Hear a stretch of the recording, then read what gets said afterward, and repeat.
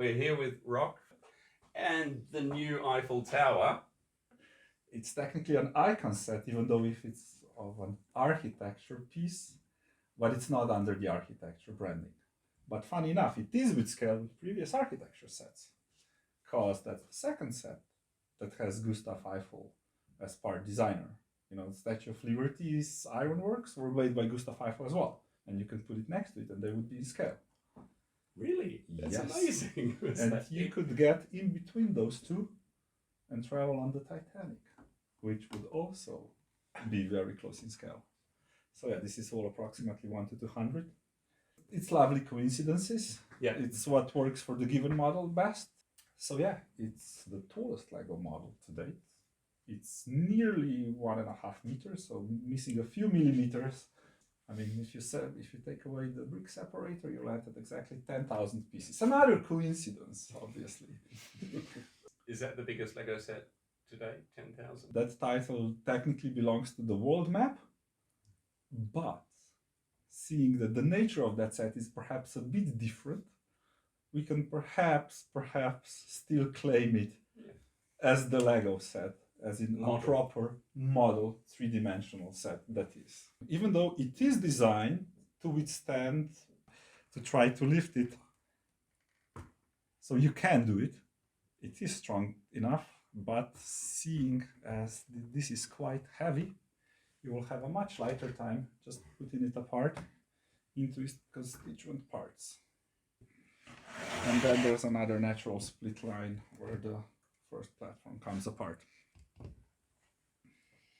And as you can see, on the bottom, you will find a nice assortment of very classic Lego DNA pieces. In red, white and blue?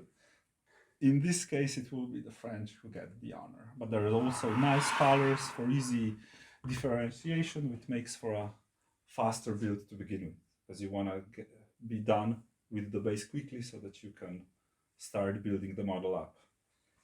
But yeah, the base itself does play a huge role. It has to support the whole of the tower. Plays a strong but simple structural role, yes. But it also creates just a bit of a background, a bit of lightscaping to help with the scale of the tower. I've taken some artistic liberty here and didn't make it as it is today, because it's quite unsightly with all the tourist and safety infrastructure that's there, but made it as it would be on the opening of the Paris exposition, with nice old-time Parisian lights and landscaping. Whereas the tower itself has expression as you do see it today. As you can see, we're using the roller coaster. Oh, I did not even notice that. Way. Yes, and that was actually the start of the design process. This model was actually built by 3 of my genius colleagues. So Nick Vass, Joe Baker, and Alice Geiger. They created a concept model in this approximately this scale. How much of this is built upside down then?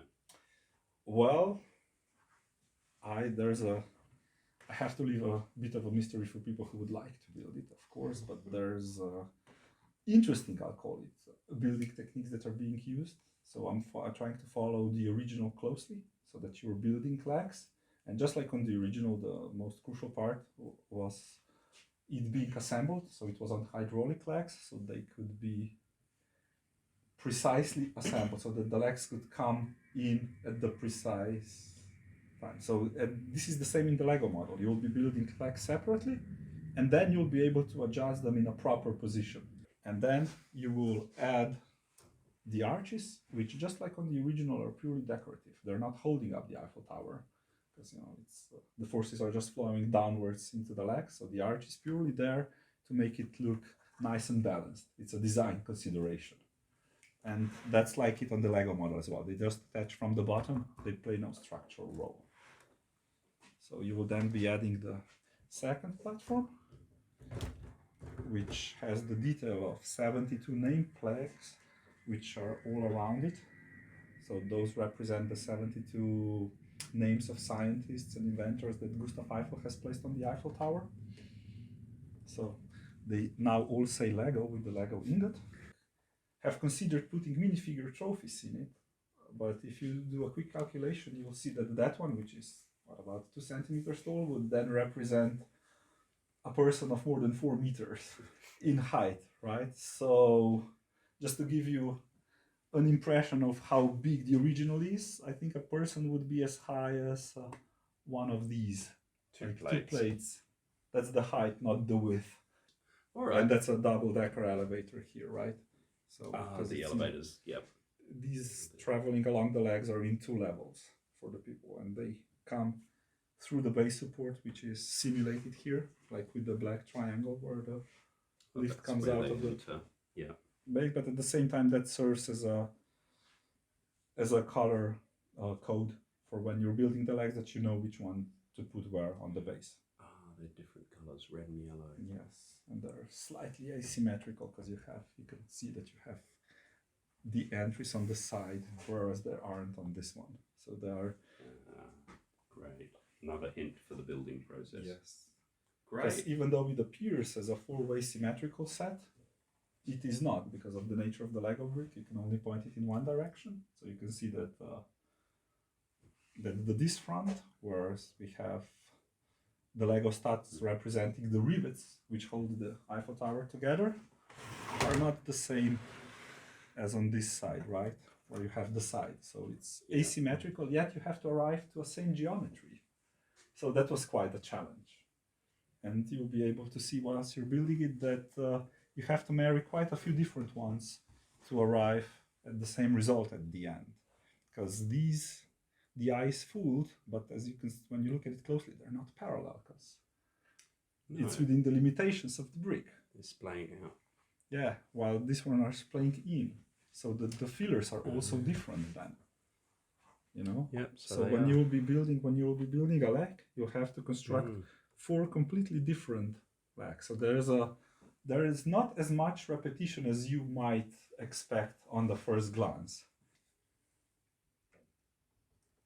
So yeah, if you're a perfectionist, you just make sure then the studs align. So you know that the rivets keep flowing upwards. Yeah, so that the While you wouldn't make a mistake if you these rotate rivets. it by 90 degrees. anywhere you can align studs, you do. And then it's just being topped up. But since these are really long sections, and if you're connecting too many studs, just by the nature of the Lego brick, it's not a quality issue, but a force, it's a physics issue. You can get the bend of the plates because the clutch is pulling them upwards. So there are intentionally, it's not so that the brick count would be higher, just have to explain that, but they're made in such a way to create more sections which then absorb the forces, which means that these are nice and straight. Okay, so this is the solution for yes, stacking plates. Is like there's a lot of thought and experimentation had to go into that, because if these were built using, let's say, 1x12 plates instead of 1x6s, you would see a lot of bending in them. There would be a lot more force embedded in them. And is it this model that you discovered that for, or have you known that for a while? I have been building base plates for Lego Skylines, which are made out of plates, sandwich plates, for a while. So it's a fairly known problem to me, but here it was really exaggerated, especially since we're building on such a scale. Because therefore the piece count grew. I guesstimated a much lower one at the beginning. So we weren't aiming particularly for the 10,000 that we've managed to hit. But that was then just a nice push at the end when we saw that we were so close. So. And it adds an extra level of detail, doesn't it? Sort of like almost rivets or something. Yes, definitely. That was intentional. We've tried it out as being flat and it wasn't the same. So the Lego DNA of the studs really helps the Eiffel Tower in this respect. I'm just noticing hot dogs. Yes. This is the first dark grey hot dog. This is the first dark grey hot dog. Yeah, you'll see that there's quite a few new dark grey pieces, yes, but no new pieces. I consider that cheating for the architectural perspective, because this is showcasing the strength of the Lego system in play, that you can do it with the existing bricks.